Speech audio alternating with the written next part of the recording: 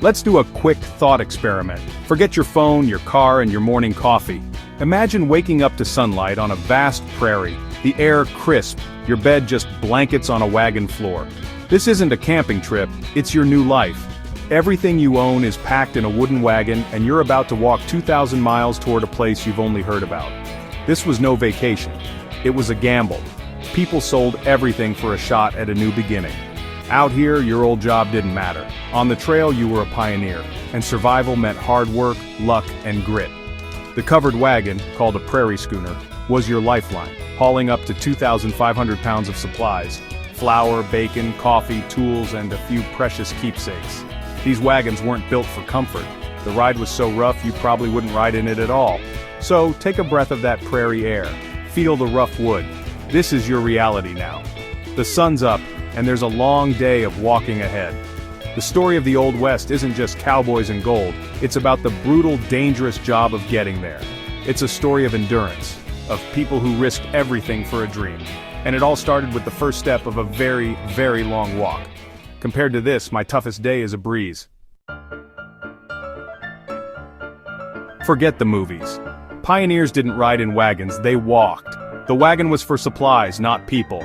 Every inch was packed with food, tools, and essentials. Only the very young, sick, or elderly rode. Everyone else walked, day after day, mile after mile. Why? The animals pulling the wagons were your most valuable asset. You couldn't risk wearing them out. Adding extra weight could mean disaster if an ox went lame. Walking spared the animals and gave you more control over the journey.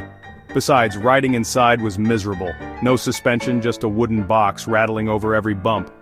It was actually safer and more comfortable to walk alongside. You could dodge obstacles, stretch your legs, and avoid the bone-jarring ride. So next time you see a movie family riding into the sunset, remember, pioneers walked every dusty, difficult step.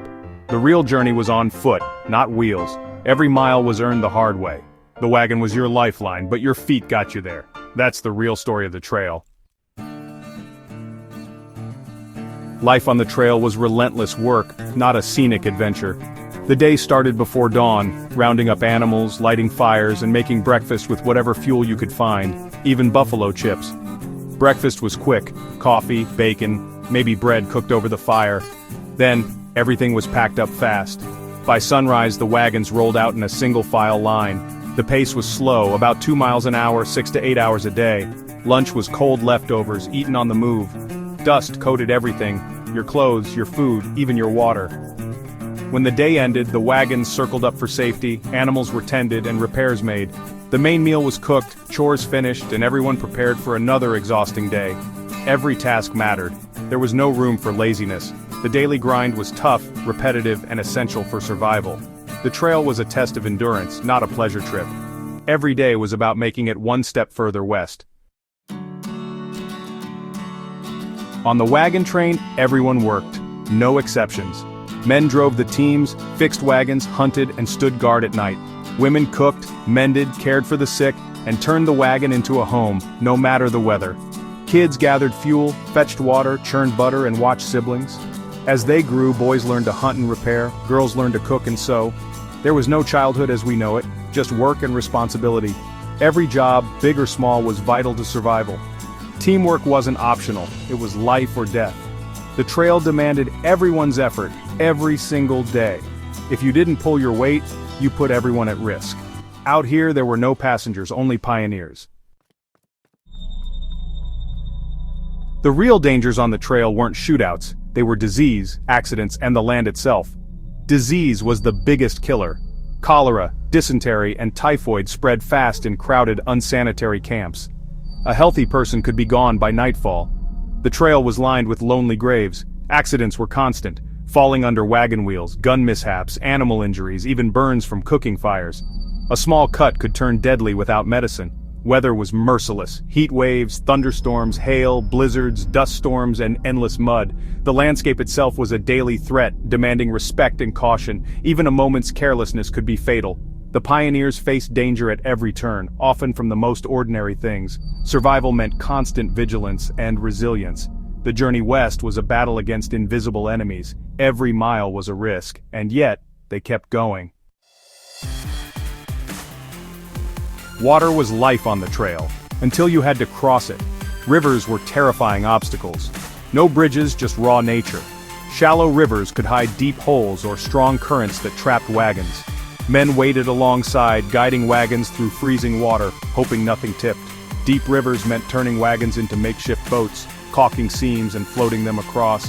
Livestock had to swim, often with tragic results. Ferries were rare and expensive, so most had to risk the crossing themselves. River crossings took days and cost lives, wagons, and supplies. Making it across was a huge victory, one of many needed to reach the west. Every river was a gamble with everything you owned. No one made the journey alone. The wagon train was a moving town built on cooperation. Families banded together, elected a leader, and set rules to keep order. When a wagon broke, everyone helped. If someone got sick, neighbors pitched in. Sharing food, chores, and skills was essential. Survival depended on it. Arguments happened, but most knew they had to stick together. The bonds formed on the trail were deep. These people became your extended family. You faced hardship and celebrated victories side by side. When the journey ended, many settled near each other, founding new communities. The wagon train was more than a line of wagons, it was a lifeline.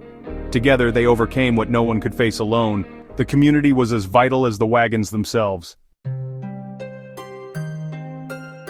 After a brutal day, the campfire was the heart of the wagon train. It was where people gathered, shared stories, and planned for tomorrow. News, advice, and gossip traveled from fire to fire, weaving families into a single group. Music and singing lifted spirits, and sometimes there was dancing, brief moments of joy in a hard life. The campfire was a place to reconnect, to find hope and comfort. Friendships deepened, romances sparked, and children learned from elders' tales. It was a symbol of resilience, a little flame of civilization in the wilderness. Around the fire, people remembered why they kept going. The campfire kept the darkness at bay, both outside and within. As long as the fire burned, so did their hope.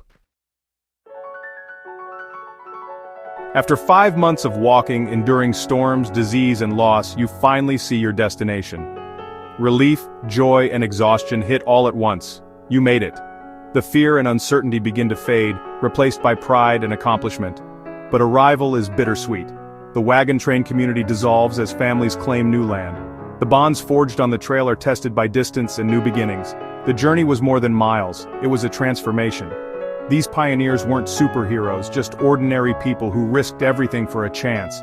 Today we cross the country in hours and complain about leg room. They walked for half a year, driven by hope.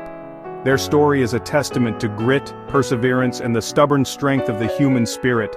The real legacy isn't just reaching the West, it's what they endured to get there. Every step was a victory over fear and hardship.